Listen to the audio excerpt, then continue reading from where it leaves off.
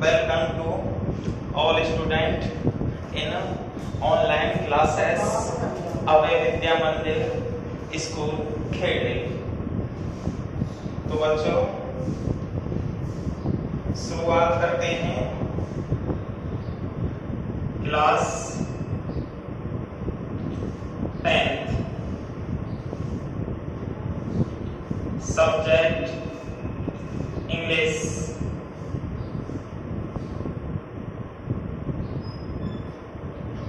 तो सबसे पहले हम बात करते हैं यहाँ पे सिलेबस के बारे में कि क्या चेंज हुआ है आपका, क्या इसके अंतर्गत आपको पढ़ना है।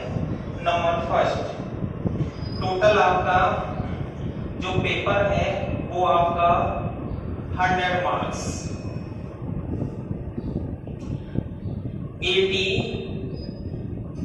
80 नंबर यानी 80 मार्क्स का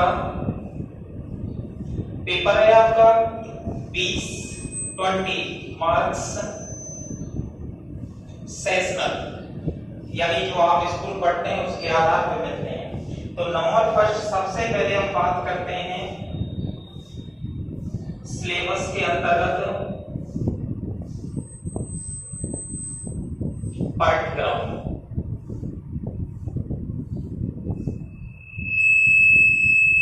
और पाठ्यक्रम में नंबर फर्स्ट आता है आपका रीडिंग। रीडिंग जो है वो आपकी 14 अंक्स यानी 14 कितने की आती है, 14 नंबर की 14 अंक्स की आती है आपकी रीडिंग। और इसके अंतर्गत रीडिंग के अंतर्गत आपका यानी वन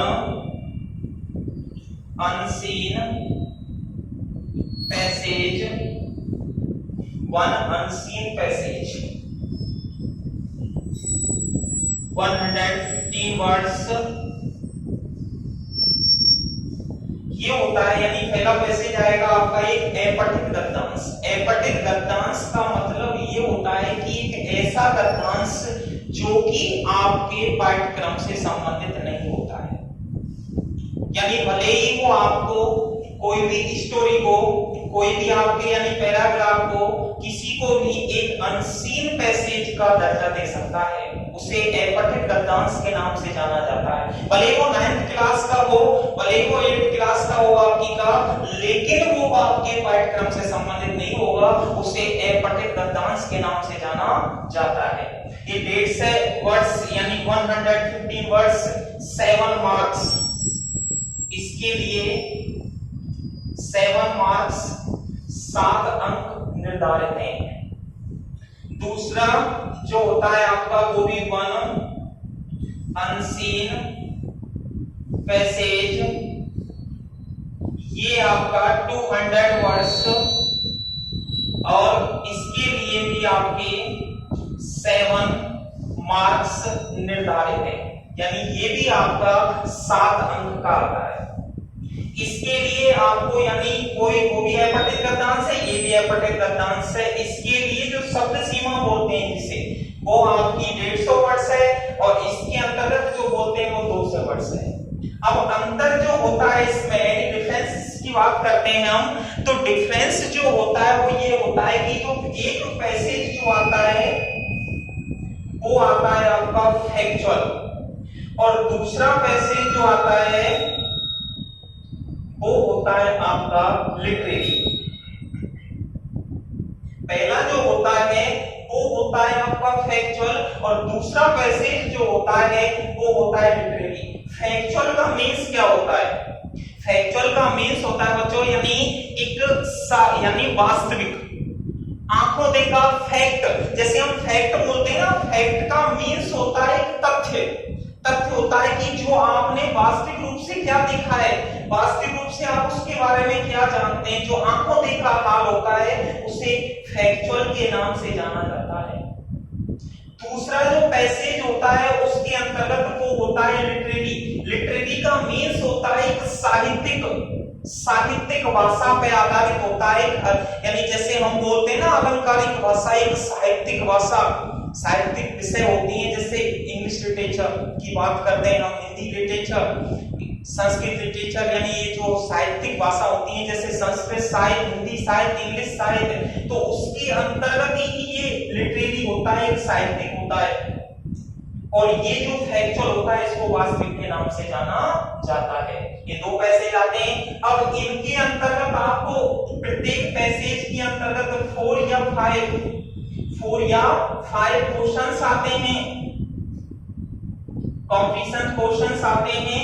और सेकंड जो आता है इसके अंतर्गत ये 5 मार्क्स के हो गए, 5 और 2 मार्क्स का ग्रामर से संबंधित चैप्टर आता है, यानी 2 मार्क्स का आपका ग्रामर से संबंधित चैप्टर आता है, जिसके अंतर्गत आपके 1 वर्ड हो सकते हैं, जिसके अंतर्गत आपका यानी कोई भी मीन्स निकलवा सकता है, जिसके अंतर्गत आपके यानी अपोजिट हो सकते हैं, एंटोनिम सिनोनिम्स कुछ भी पूछा जा सकता है 2 मार्क्स के अंतर्गत। और 2 मार्क्स ये है ग्रामर से संबंधित होता है। इसके बाद हम बात करते हैं दोनों पैसेज के अंतर्गत, वो भी आपके 4 या 5 क्वेश्चंस आते हैं उसमें भी, और वो भी 2 मार्क्स का जो आता है वो ग्रामर से संबंधित ही आता है। तो बच्चों क्लियर है आपका यहां तक? आगे बात करते हैं हम सेक्शन बी। ये सेक्शन ए के अंतर्गत था, अब सेक्शन बी की बात करते हैं। और सेक्शन बी जो है उसमें आपका यानी आता है राइटिंग से संबंधित लेखन। राइटिंग को क्या बोला जाता है? लेखन। और लेखन जो होता है बच्चों वो 14 मार्क्स का आता है। कितने का आता है? 14 मार्क्स का। अब राइटिंग के अंतर्गत यानी आपको इसके अंतर्गत जो पढ़ना है वो पूरा लेखन से संबंधित पढ़ना है। नंबर फर्स्ट आता है आपका लेटर राइटिंग।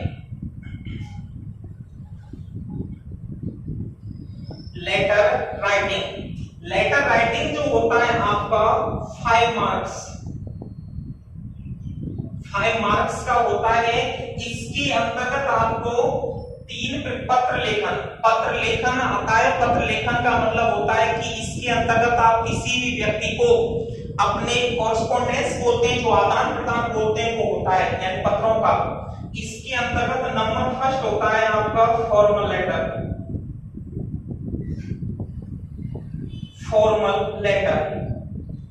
नंबर सेकंड जो होता है वो होता है इनफॉर्मल लेटर।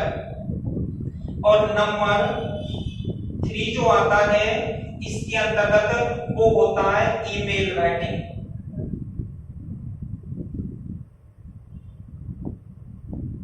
ये 3 चैप्टर है आपके इसके अंतर्गत। फॉर्मल लेटर का मतलब होता है औपचारिक पत्र। क्या बोलते हैं बताओ? औपचारिक पत्र। इसको बोला जाता है अनौपचारिक पत्र।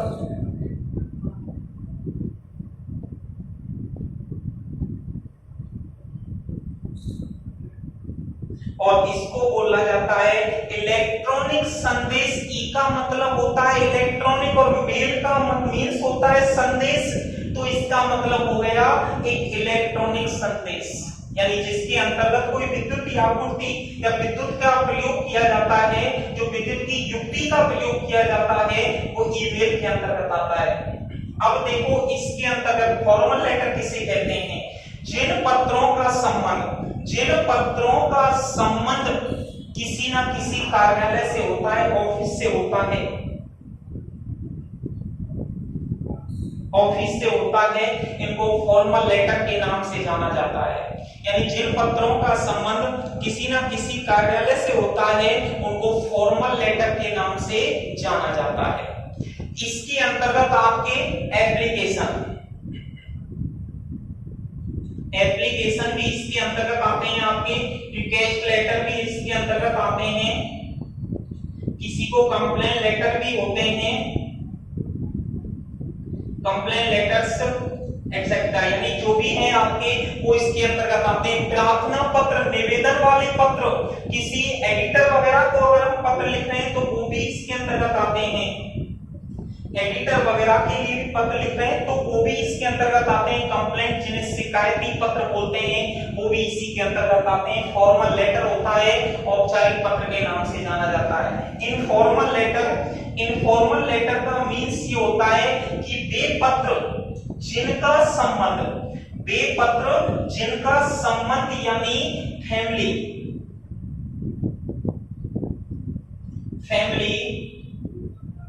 फ्रेंड्स, अपना कोई भी रिलेटिव्स etc, यानी जिन पत्रों का संबंध आपके फैमिली फ्रेंड्स रिलेटिव्स आदि से संबंधित होता है उनको हम इनफॉर्मल लेटर के नाम से जानते हैं, या जिन्हें इनफॉर्मल लेटर के नाम से जाना जाता है।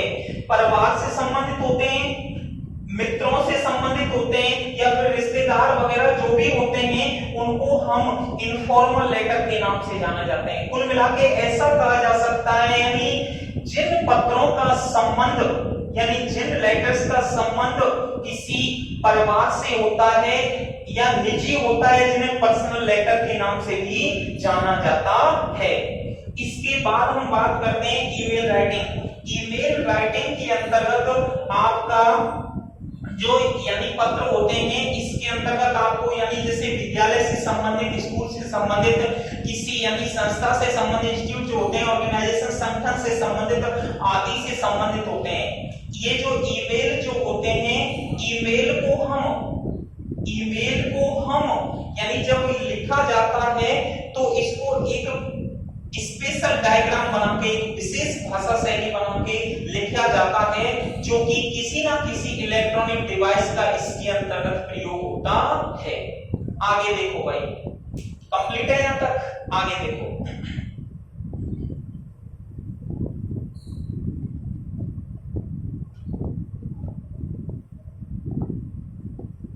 नंबर सी, सेक्शन सी बोला जा सकता है जिसको।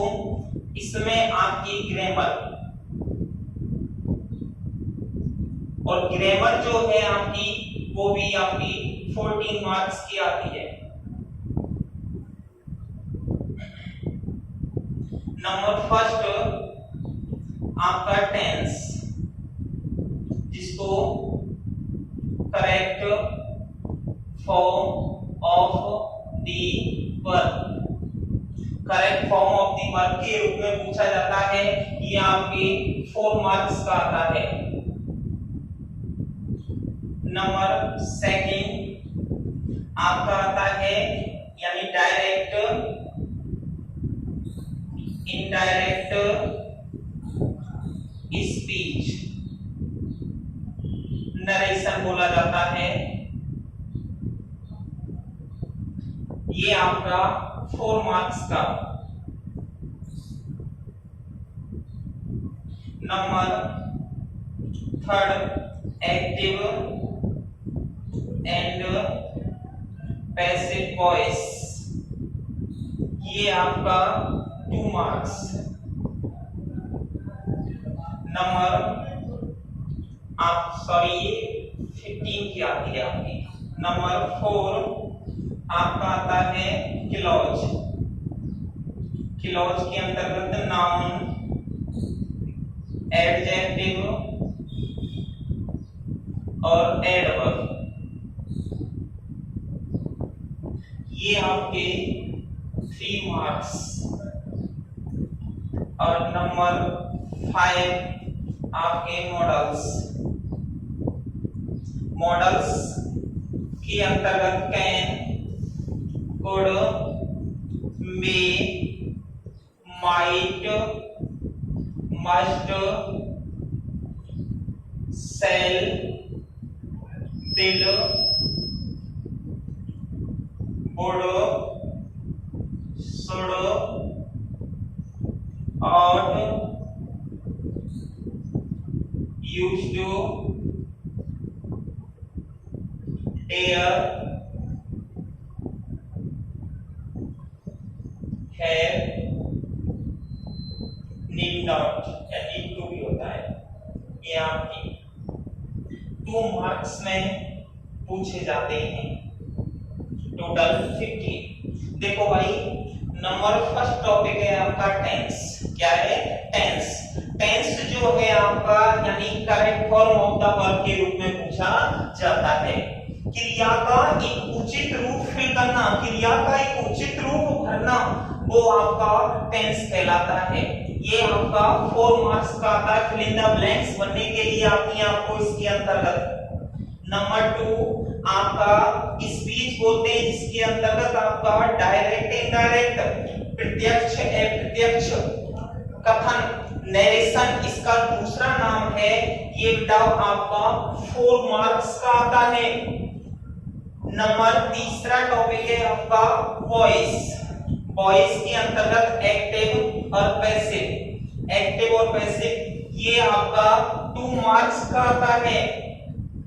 नंबर 4 क्लॉज, उपवाक्य बोलते हैं जिसे, इसके अंतर्गत noun clause, adjective clause, noun संज्ञा आश्रित उपवाक्य होता है। एडजेक्टिव का मीन्स होता है विशेषण आश्रित उपवाक्य। क्या होता है? विशेषण आश्रित उपवाक्य। इसका दूसरा नाम जो है बेटाओ वो रिलेटिव क्लॉज है। इसका दूसरा नाम अगर आपसे पूछा जाए तो वो रिलेटिव क्लॉज है। अक्सर कर यह बुकों के अंतर्गत, ग्रामर के चैप्टर के अंतर्गत रिलेटिव क्लॉज के नाम से ही जाना जाता है। और तीसरा जो है वो आपका वो एडवर्ब है, एडवर्ब क्लॉज है, जिसको हम टाइम क्लॉज के नाम से भी जाना जाता है, या टाइम क्लॉज के नाम से भी जिसको हम बोलते हैं। ये तीसरा एडवर्ब क्लॉज है। ये 3 मार्क्स का आता है। इसके बाद आपके जो यानी सिलेबस की मैं अगर बात करूं तो सिलेबस के अंतर्गत ये आपका नाउन क्लॉज नहीं है और ना ही आपका एडवर्ब क्लॉज है। आपको केवल जो रीडिंग करना है, अध्ययन करना है, पढ़ना जो है वो केवल आपको बिटाओ एडजेक्टिव या रिलेटिव क्लॉज ही पढ़ना है। अगली मैं बात करूं मॉडल्स। मॉडल्स के अंतर्गत can, could, may, might, must, shall, will, would, should और used, dare, have, need to, ये आपके टोटल 13 होते हैं, यानी 13 होते हैं। लेकिन जो आपका have जो होता है ये आपके सेमी मॉडल के अंतर्गत आता है। सेमी मॉडल का मीन्स ये होता है कि आप इसको केवल यानी ओनली केवल पढ़ने के लिए, reading, only for reading, have to. ये आपकी एचपी के अंतर्गत भी आता है। प्राइमरी वर्क जो बोलते हैं उसमें आएगा, मैं आपको बाद में बताऊंगा इसको। और ये आपके 2 मार्क्स के आते हैं। टोटल 15 की आपकी क्या हो गई? ग्रामर हो गई। अगला कंप्लीट है यहां तक।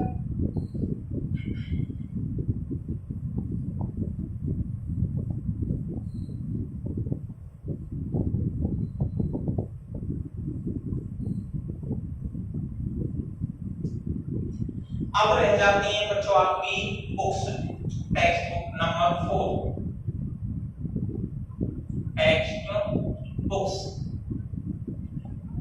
अब आपकी टेक्स्ट बुक के अंतर्गत नंबर फर्स्ट हम बात करें प्रोज में। प्रोज जिसको हम गद्य भाग के नाम से जानते हैं, गद्य के नाम से जानते हैं, प्रोज जो होती है। इसके अंतर्गत, प्रोज के अंतर्गत हमारे लिए यानी 2 एक्सट्रैक्ट, 2 पैसेज पूछे जाएंगे। 2 पैसेज जिनको सीन पैसेज पे आधारित होंगे और फ्रॉम बुक्स, बुक से ही आएंगे आपके 1 नंबर के 4 into 2, ये आपके 1 मार्क्स के। देखो आपको यानी 2 पैसेज आएंगे जो सीन होंगे। सीन का मतलब है आपकी फर्स्ट बुक में से आएंगे। फर्स्ट बुक के अंतर्गत आपको 2 पैसेज आएंगे और 2 पैसेजों में से आपको दोनों ही आपको यानी करके आने बोर्ड के पेपर के अंतर्गत। और ये आपके यानी 4 नंबर के, प्रत्येक पैसेज जो होगा वो 4 का होगा। तो टोटल आपके कितने हो गए? 1 मार्क्स। दूसरा इसके अंतर्गत आपका 1 क्वेश्चन आएगा, 1 आउट ऑफ 2। 1 आउट ऑफ 2, दो में से एक क्वेश्चन करना है आपको, 2 में से 1 क्वेश्चन यानी पुट अप करना है आपको, और ये आपकी बुक में से ही होगा, प्रोज में से, और इसके लिए आपको 3 मार्क्स, कितने मार्क्स निर्धारित हैं, 3 मार्क्स निर्धारित हैं इसके लिए आपको, और इसकी जो वर्ड लिमिट होगी वो आपकी यानी 60 वर्ड्स, 60 वर्ड्स यानी 60 शब्दों में 5 या 6 लाइंस इसके अंतर्गत आती हैं। अगला इसके अंतर्गत आता है ड्रामा में से, ड्रामा, ड्रामा बोलते हैं नाटक, क्या होता है, एक नाटक होता है बेटा, नाटकीय भाग होता है, एक नाटक होता है।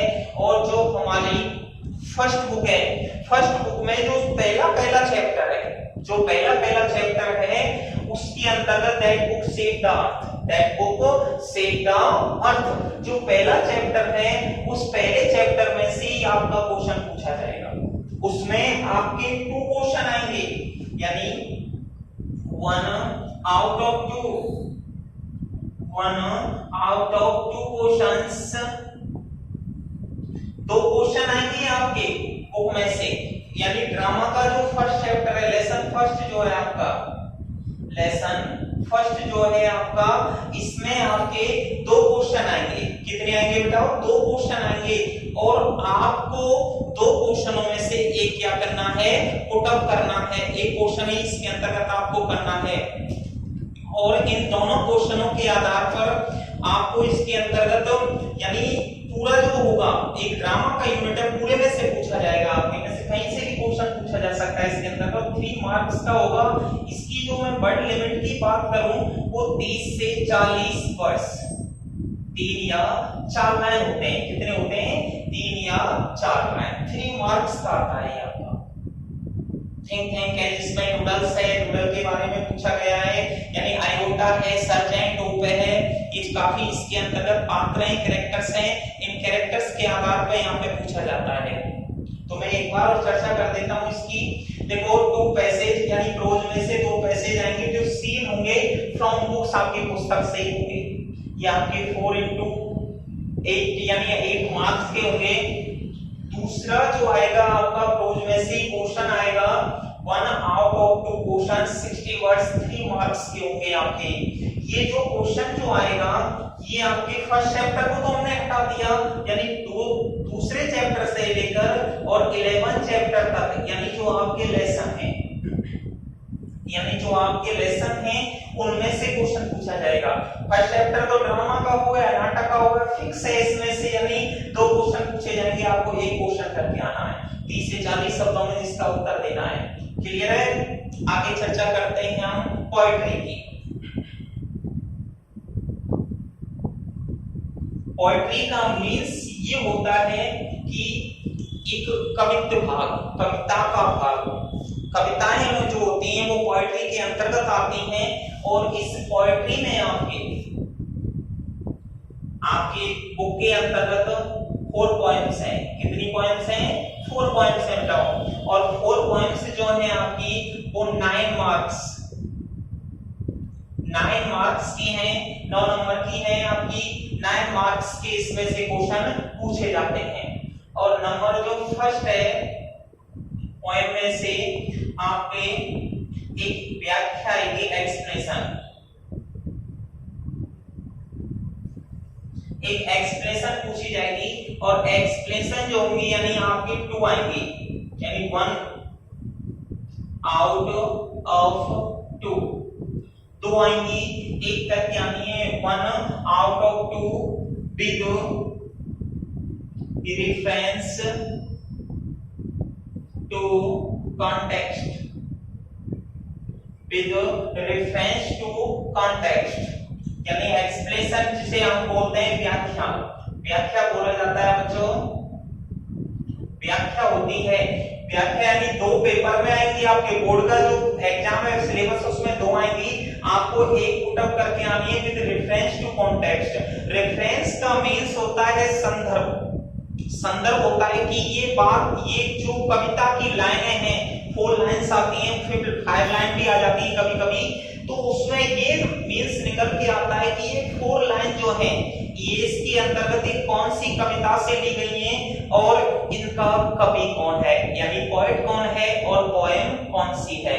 कॉन्टेक्स्ट का मीन्स होता है प्रसंग, प्रसंग होता है कि इन लाइनों में कब की बात कही गई है कि लेखक हमसे क्या चाह रहा है इसमें, यानी इन लाइनों में क्या बता रहा है लेखक हमसे, और व्याख्या आप जानते हैं कि उसका विस्तारीकरण करना। इसके अंतर्गत आपकी 4 मार्क्स के होंगे बेटा ये। और अगला जो होगा इसके अंतर्गत यानी क्वेश्चन आएंगे 3 क्वेश्चन 2 आउट ऑफ 3, यानी 2 क्वेश्चन आपको पुट अप करने हैं। कितने करने हैं? 2 करने कितने में से? 3 में से 3 क्वेश्चन आएंगे टोटल, जिसमें से आपको 2 पुट अप करने हैं। कितने पुट अप करने हैं? 2, और इसके लिए आपको 5 मार्क्स। 5 मार्क्स। अगर मैं वर्ड लिमिट की बात करूं यहाँ पे तो वर्ड लिमिट होगा आपका 30 से 40 वर्ड्स, यानी 30 से 40 शब्द होगा। कितना होगा? 30 से 40 शब्द। यानी नम पोएम में से मैं बात कर रहा हूं, 4 पोएम है आपके कोर्स में, जिसके अंतर्गत 9 मार्क्स निर्धारित हैं। एक्सप्रेशन व्याख्या आएगी फर्स्ट, जो आपकी यानी 2 आउट यानी 1 out of 2 with reference to context 4 marks की होगी। दूसरा यानी 2 क्वेश्चंस आपको अटेम्प्ट करने हैं 3 में से, जो 5 मार्क्स के होंगे। वर्ड लिमिट की मैं बात करूं 30 से 40 शब्द। चलो आगे चर्चा करते हैं। ये आपकी फर्स्ट बुक का चैप्टर जो था। अब हम आ जाते हैं सेकंड बुक के अंतर्गत, यानी सेकंड जो आपकी टेक्स्ट बुक है रिजोल्यूशन सेकंड बुक में से नंबर फर्स्ट यानी 1, ये आपकी 10 मार्क्स की है, यानी 1 आउट ऑफ 2, 1 आउट ऑफ 2। 2 में से एक क्वेश्चन करके आना है जो लॉन्ग टाइप बेस्ड आधारित है। लॉन्ग टाइप बेस्ड क्वेश्चन आएगा आपका। लॉन्ग टाइप बेस्ड क्वेश्चन, इसके अंतर्गत आपको 60 वर्ड्स, कभी कभी 80 भी हो जाता है, यानी 80 वर्ड्स, और जिसके अंतर्गत आपको 5 मार्क्स निर्धारित है इसके अंतर्गत। दोबारा से देखो, यानी 2 क्वेश्चन आपके यानी एग्जाम के अंतर्गत आएंगे, जिसमें से 1 आपको अटेम्प्ट करना है। ये लॉन्ग टाइप बेस्ड होगा। लॉन्ग टाइप बेस्ड का मतलब होता है एक विस्तार होगा, बड़ा क्वेश्चन होगा, जिसमें से आपको यानी एक क्वेश्चन करके आना है 80 यानी 80 वर्ड, 8 लाइन, 7 या 8 लाइंस लिख के आनी, जिसके लिए 5 मार्क्स, यानी आपके कितने मार्क्स निर्धारित हैं? 5 मार्क्स निर्धारित हैं आपके इसके अंतर्गत। नंबर 2 1 आउट ऑफ 2 क्वेश्चन, यानी इसमें भी आपकी यानी 1 क्वेश्चन करना है, कितने में से? 2 में से, यानी 1 अटेम्प्ट करना है। 2 क्वेश्चन आपके पेपर के अंतर्गत आएंगे, और ये आपका शॉर्ट टाइप बेस्ड होगा आपका। ये क्वेश्चन जो होगा आपका शॉर्ट टाइप बेस्ड होगा। एक छोटा क्वेश्चन आएगा, जिसके लिए आपको 30 से 40 यानी वर्ड्स होंगे आपके, 30 से 40 वर्ड्स आएंगे आपके, और 30 से 40 वर्ड्सों का मीन्स होता है 3 या 4 लाइन। इसके बाद तो आपके मार्क्स की मैं बात करूं तो 3 मार्क्स, कितने मार्क्स आएंगे आपके? 3 मार्क्स। 3 मार्क्स, यानी मार्क्स की मैं बात करूं तो इसके अंतर्गत आपके 3 मार्क्स आएंगे। नंबर तीसरा यानी 1 आउट ऑफ 2, 1 आउट ऑफ 2, ये वेरी शॉर्ट टाइप बेस्ड होगा। यानी आपका 2 क्वेश्चन सिलेबस के अंतर्गत आएंगे, पेपर में आएंगे, जिसमें से आपको एक क्वेश्चन करके आना है। कितना क्वेश्चन करके आना है? एक क्वेश्चन करके आना है।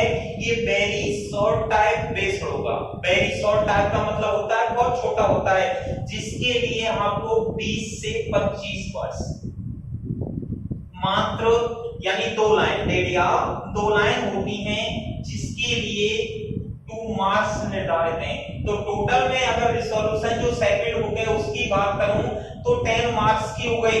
5 मार्क्स के 2 लॉन्ग क्वेश्चन आएंगे जिसमें से आपको एक करके आना है। इसके अंतर्गत शॉर्ट टाइप में मैं बात करूं 3 मार्क्स के 2 क्वेश्चन आएंगे जिसमें से आपको 1 अटेम्प्ट करके आना है। और अगर वेरी शॉर्ट की मैं बात करूं उसमें भी आपको 2 क्वेश्चन आएंगे जिसमें से आपको एक क्वेश्चन करके आना है और ये 2 मार्क्स का है। और एक लास्ट रह गया आपका, लास्ट अगर मैं बात करूं तो उसके अंतर्गत ई, सेक्शन ई आता है आपका। और सेक्शन ई में जो आता है आपका road safety education. Road safety education का मीन्स ये होता है सड़क, रोड सड़क सेफ्टी माने सुरक्षा और एजुकेशन माने शिक्षा, सड़क सुरक्षा शिक्षा। इसके लिए बोर्ड के अनुसार आपके 4 मार्क्स निर्धारित किए गए हैं। यानी कितने अंक का आएगा? 4 अंक का आएगा ये भी। इसके अंतर्गत जो आते हैं क्वेश्चन उसमें drunk driving, drunk driving, drunk driving, car polling, car polling, drivers responsibilities,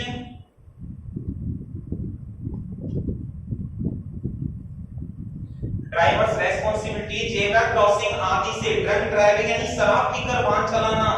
दूसरा कार पोलिंग जिसे कार संयोजन कहते हैं। और तीसरा आपको यानी चालक की जिम्मेदारी, ड्राइविंग लाइसेंस से भी संबंधित क्वेश्चन आते हैं। इसमें पैसे से संबंधित भी क्वेश्चन हो सकता है। इसमें आपका यानी एक क्वेश्चन ही आपका 4 मार्क्स का आ सकता है, 2 क्वेश्चन यानी आपके 2 मार्क्स के आ सकते हैं, या फिर एक नंबर के आपके 4 क्वेश्चन हो सकते हैं। ये था आपका आज का पूरा सिलेबस। आगे नेक्स्ट चर्चा करेंगे अगली